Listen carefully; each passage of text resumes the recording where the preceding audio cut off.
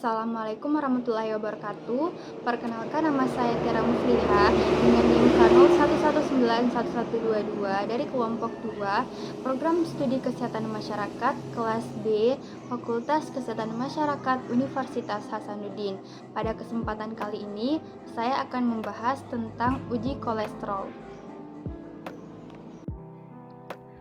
Apa itu kolesterol? Kolesterol merupakan salah satu komponen lemak atau zat lipid.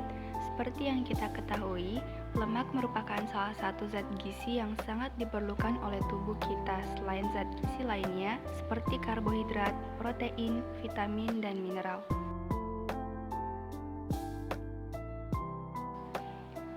Kolesterol adalah komponen esensial yang diperlukan tubuh, namun jika kadar berlebih dapat beresiko menjadi suatu penyakit sehingga harus selalu dipantau dengan pengukuran kadar kolesterol.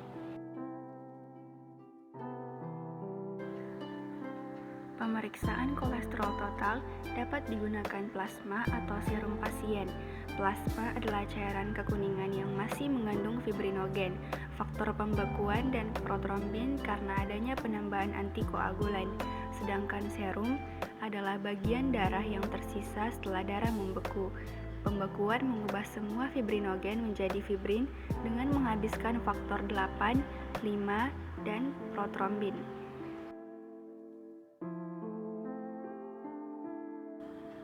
Tujuan uji kolesterol. Tujuan dari uji kolesterol adalah untuk menentukan kadar kolesterol di dalam plasma.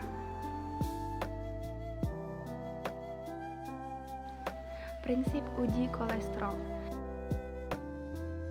Prinsip pemeriksaan kadar kolesterol total dengan metode enzimatik kolorimetrik adalah kolesterol sampel dihidrolisis menjadi kolesterol bebas, selanjutnya dioksidasi menjadi kolestenol dan hidrogen peroksida. Hidrogen peroksida yang dihasilkan bereaksi dengan 4 amino antipirin dan penol membentuk senyawa 4-P-benzoquinone monoaminopenazon yang berwarna pink. Kemudian senyawa ini diukur absorbansinya sehingga diperoleh kadar kolesterol total. Alat dan bahan yang digunakan.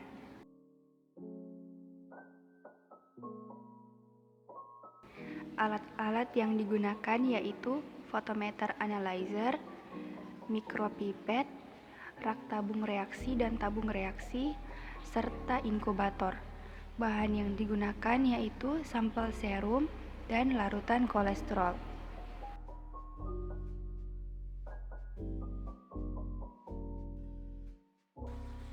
Prosedur kerja uji kolesterol. Pertama-tama, sediakan tabung bersih yang telah diberi label.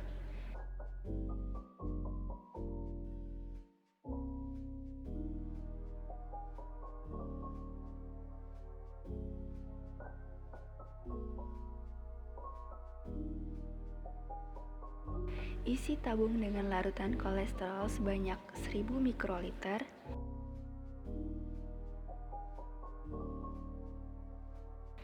Tambahkan sampel serum sebanyak 10 mikroliter dan homogenkan.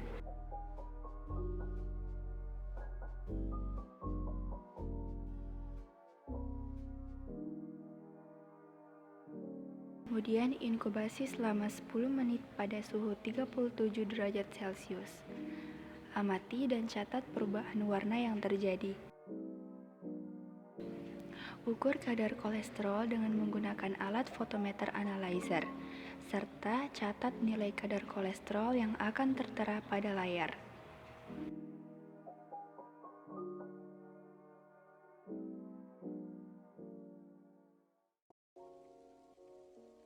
Alasan penambahan reagen. Reagen CHODPAP yang digunakan bekerja dalam 3 tahap reaksi, yaitu reaksi hidrolisis, oksidasi, dan pemasangan atau couple reaction. Peroksidasi bersama 4 amino antipirin yang terkandung pada reagen CHODPAP akan membentuk couple reaction menghasilkan quinoneamine kromogen. Quinoneamine kromogen inilah darah yang akan diukur absorbansinya dan mewakili absorbansi kolesterol.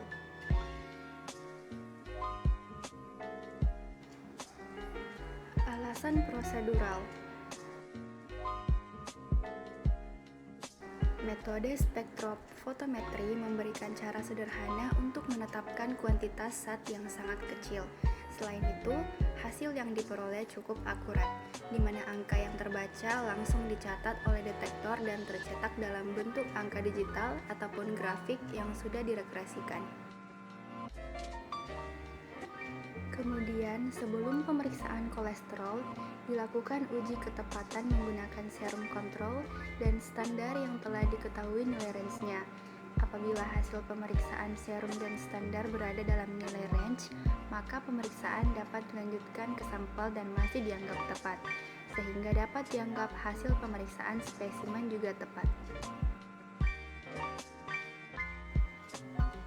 Kemudian, dalam proses inkubasi akan terjadi reaksi sampel dan kolesterol, sehingga akan terjadi perubahan warna yang menjadi warna pink, yaitu oleh quinonamine yang diperoleh dari hasil reaksi antara sampel dan kolesterol. Perubahan warna inilah yang dibutuhkan agar campuran reagen dapat diukur absorbansinya dengan photometer analyzer. Interpretasi hasil.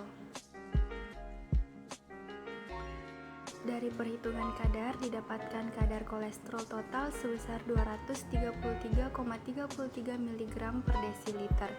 Nilai kadar kolesterol tersebut termasuk dalam klasifikasi batas tinggi, di mana kolesterol normal yaitu kurang dari 200 mg per desiliter, batas kolesterol tinggi 200 sampai 239 mg per desiliter, dan kolesterol sangat tinggi yaitu lebih besar dari 240 mg per desiliter.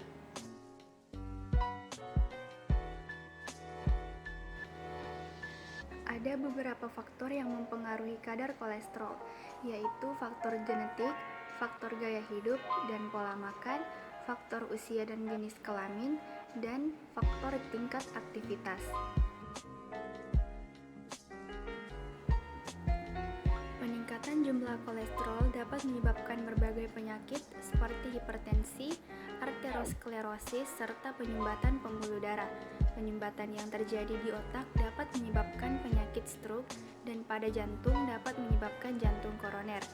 Kadar kolesterol total yang tinggi akan membentuk aterosklerosis yang dapat menyebabkan hipertensi dan penyumbatan pada pembuluh darah otak, jantung, dan pembuluh darah tungkai.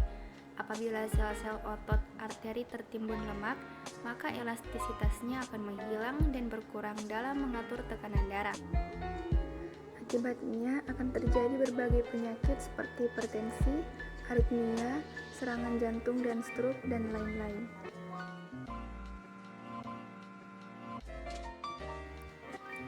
Kesimpulan. Kolesterol merupakan komponen struktural esensial pada membran dan lapisan luar lipoprotein plasma. Kolesterol terdapat di jaringan dan plasma sebagai kolesterol bebas atau dalam bentuk simpanan, yang berikatan dengan asam lemak rantai panjang sebagai ester kolesterol.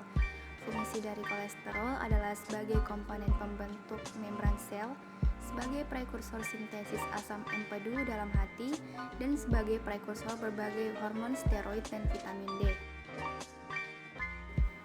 Kolesterol darah salah satu faktor penting yang memberikan tanda-tanda paling jelas akan timbulnya penyakit jantung. Semakin tinggi kadar kolesterol dalam darah, semakin besar pula resiko kematian sebagai akibat pengerasan pembuluh darah koroner. Kadar kolesterol yang diinginkan adalah kurang dari 200 mg per desiliter, resiko sedang 200 sampai 240 mg per desiliter, dan resiko tinggi 240 mg per desiliter. Tujuan dari uji kolesterol adalah untuk menentukan kadar kolesterol di dalam plasma. Kolesterol darah salah satu faktor penting yang memberikan tanda-tanda paling jelas akan timbulnya penyakit jantung. Peningkatan jumlah kolesterol dapat menyebabkan berbagai penyakit seperti hipertensi, arteriosklerosis, serta penyumbatan pembuluh darah. seperti penyumbatan pada pembuluh darah otak, jantung, dan pembuluh darah tungkai. Penyumbatan yang terjadi di otak dapat menyebabkan penyakit stroke dan pada jantung dapat menyebabkan jantung koroner.